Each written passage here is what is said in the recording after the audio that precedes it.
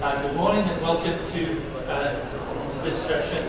I'm going to leave our invited guest introduce himself at his own request, but I've only just met him and I can tell from the 1 minute he spoke to me that we're in for a very entertaining talk. So, welcome. Quality education for everyone. Ashraf Iqbal is my name.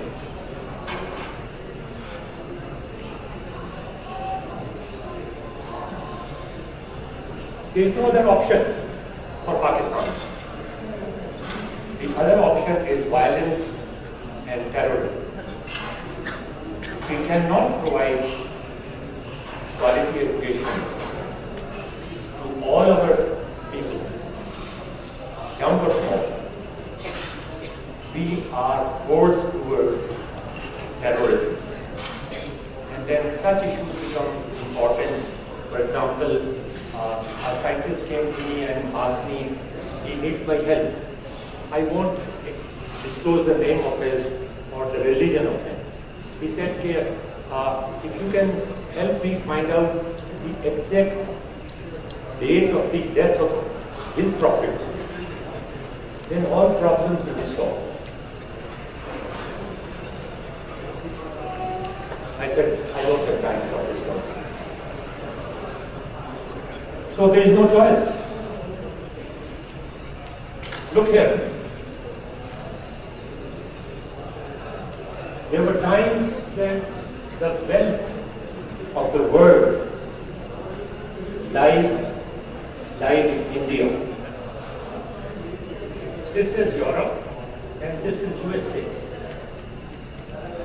Right? So we were at the top. Now we are at the bottom. Why?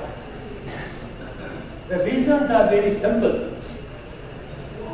You go and ask a Maulvi and he will tell you that we have stopped saying prayers. In fact, we are praying more.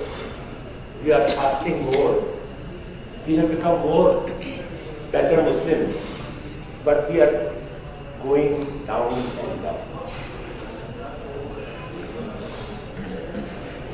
A cobbler who makes shoes. You've seen a cobbler? He does everything. Right from purchasing the leather, stitching the leather, making the shoes. This was 300 years ago in India or Pakistan, or 300 years ago in Europe. It was the same. But then something happened. Something happened differently in Europe, which did not happen in the subcontinent. Right?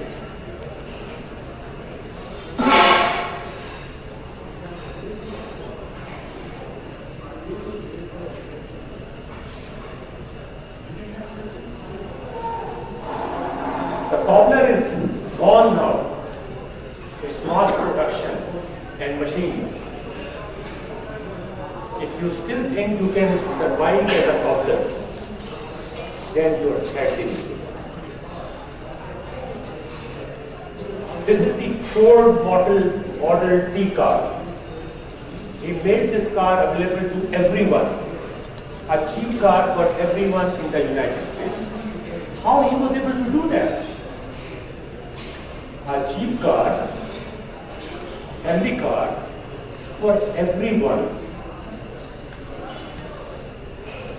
This was the assembly line, the production line, the so-called production line, the project management, the quality assurance that comes with it. And here comes the technological revolution.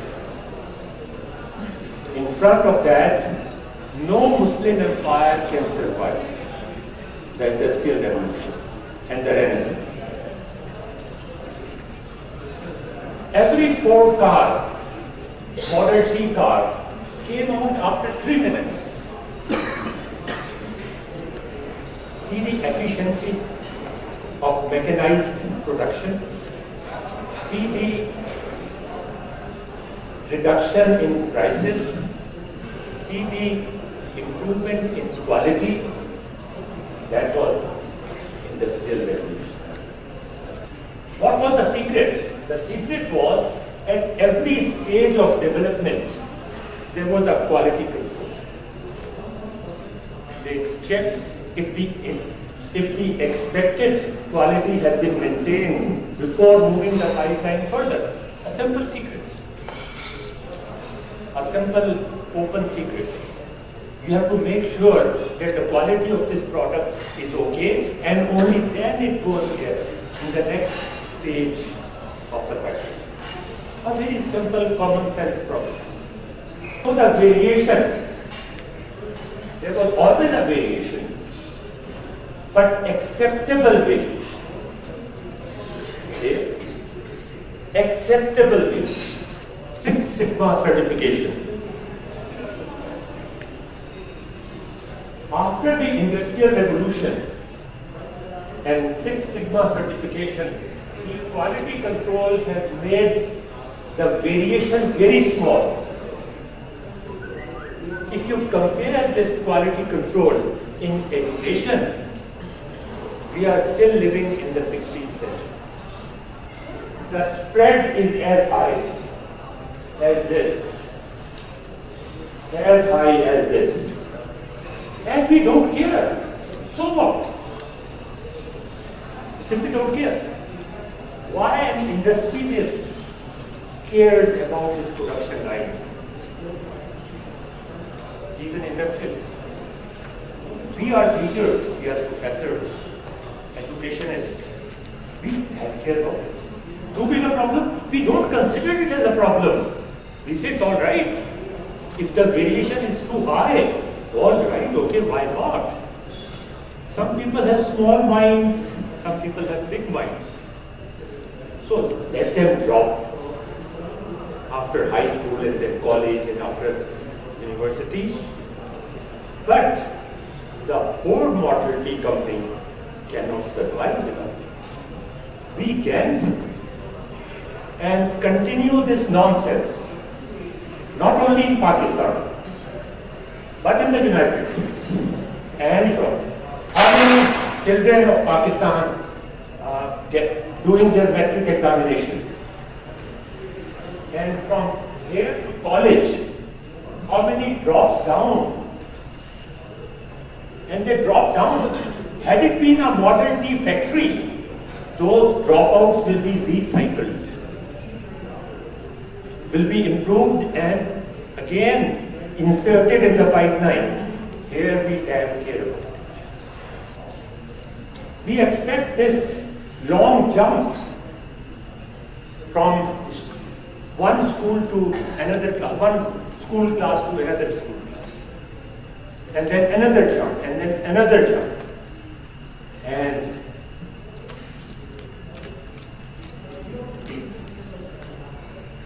we never do this. This does not mean compromising with quality. This means that the Model T factory car, if there is any dropout, then you have to recycle it. This has to be reprocessed, not thrown out. Simple rule applied in business, in project management, but not in education. Why not in education? Because perhaps in educated people, there are so many of us like me who are really not educated. My school, Faculty of Information Technology, we used to admit about 700 students in computer science program. This is a typical result. 89 students withdrew from the course. 8 of them have failed and only 3 have passed. And we are proud of our standards. I'm talking about university. In metric, the conditions are in fact more than it. What we have tried to do, how we can think of correcting it. I'm not saying I have solved the problem. but I have at least tried to address it. It's not a simple problem. Real-time problems, real-life problems are not simple. But you can handle them the way Ford handled it in his factory of Model T cars, the way Apple handled it. When you go and buy an Apple mobile phone, you don't expect that it will not work tomorrow. Do you? You pay the same price, right? In a university, all of them are paying the same price. But 89 of them are withdrawing. 8 of them are failing, only 3 are passing. That means out of about 110, 3 mobiles are working. The rest are not working at all. You will go and burn that shop. Why don't you burn these universities? Why this tolerance? Tell me, anybody can tell me, why this tolerance? We are not very tolerant people, in any case. So why a selective tolerance in education? This is something which we have devised, a feedback loop where the students are provided daily feedback about their progress, automatically, using computerized quizzes. And we identify their mistakes. We identify them on a weekly basis. These are the weak areas. Just like the Model T factory pipeline, we tell them this is the deficiency there, try to improve it, and we are ready to help. Model T factory pipeline, that's it. Nothing more, nothing less. And Model T pipeline was constructed perhaps 1830 or 40, something like that. So we are doing the same stuff in education, which was being done in industry more than 200 years back. Not something innovative, but perhaps very innovative for a backward area like education. Why we are so backward in education? We call ourselves educated. Are we really are? I don't. Your common mistakes.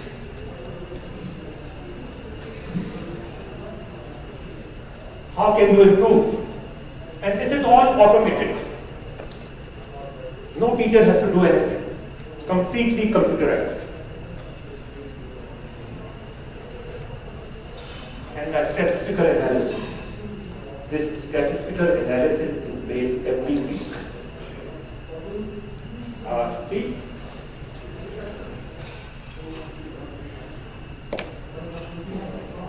In an English class, what type of errors are usually committed? Adjective, clause, negatives, phrase, pronoun, verb. So we have a complete data that when a student wants to write a paragraph, what types of errors are going to be committed statistically, so that we can improve on those areas which are weak. You can't have one standard pattern for everyone. You have to give everyone a dose according to his or her requirements. So this is the total type percentage. Out of 700 students, this is big data. And this is telling us a lot. Where are the problems? You see, you go to a doctor, if you are suffering from a disease, first he has to diagnose the disease. He cannot start, he can't give you a medicine which can cure every disease. First you have to diagnose, and then you have to do something about it. But we are not doing it in education. We are doing it in medicine, we are doing it in pharmaceutical companies, we are doing it in commercial projects. We are doing everywhere, but not in education, because We are educated people. There is a contradiction somewhere. Either we are not educated or something wrong with our education.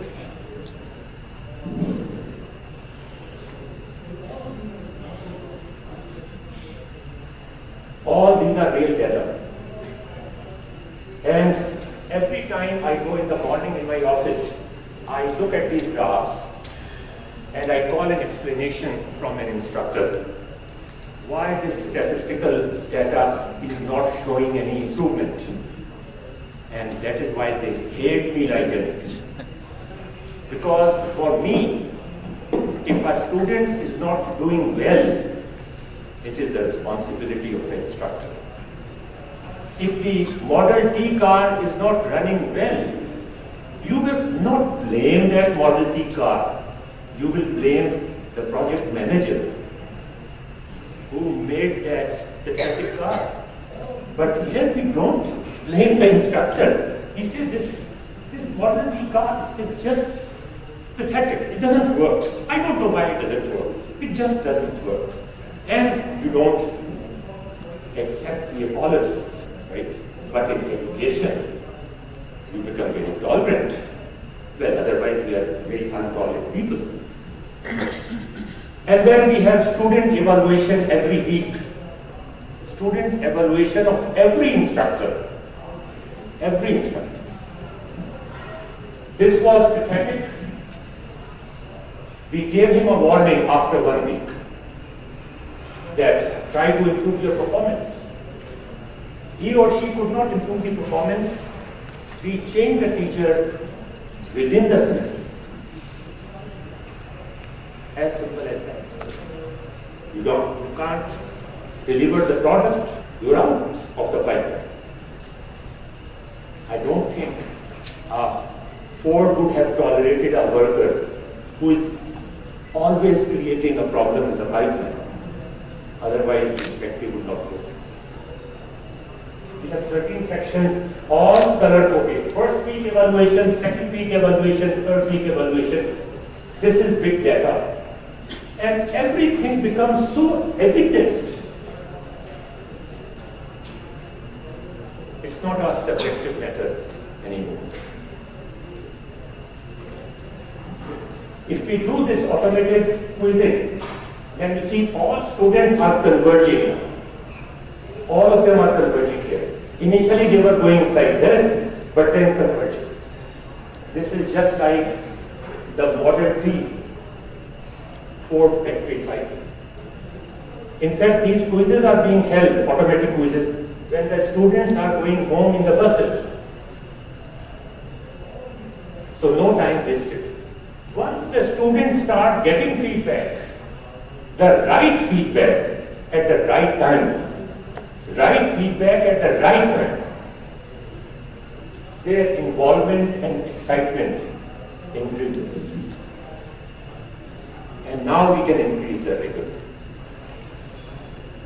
My book, if you want this book, Designed for Learning, just send me an email and you will get a free copy of it. Electronic.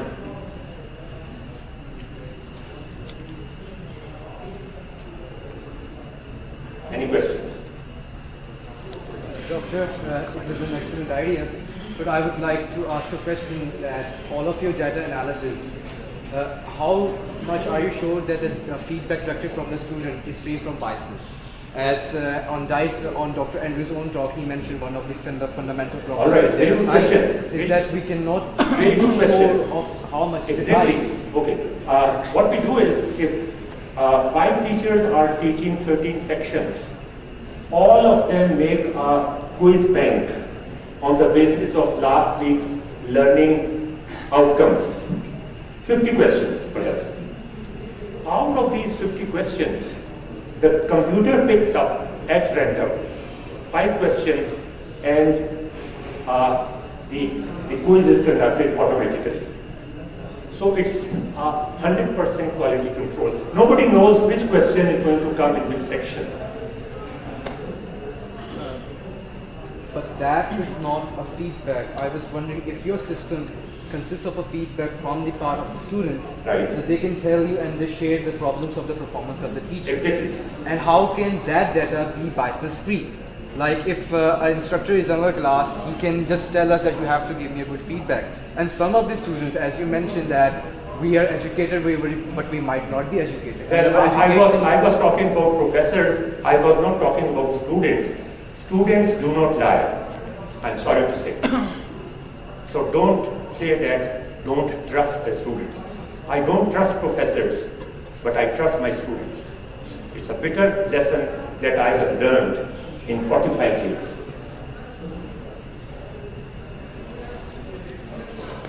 Sir, I really want to ask, after the completion of all the models that, eventually we are trying to get the students at a path that they can earn and, have a very good life. But are you doing the same thing that we are giving them a piece of a paper with some quality factor? So are you sure about that? Having this one, the student will be good enough to be good in the life as well, or getting there at the end of the day? Well, we started this practice only 2 years back. The pipeline will take about 4 years. Yes. So the core pipeline used to take about 93 minutes. At least wait for 4 years to give me your answer.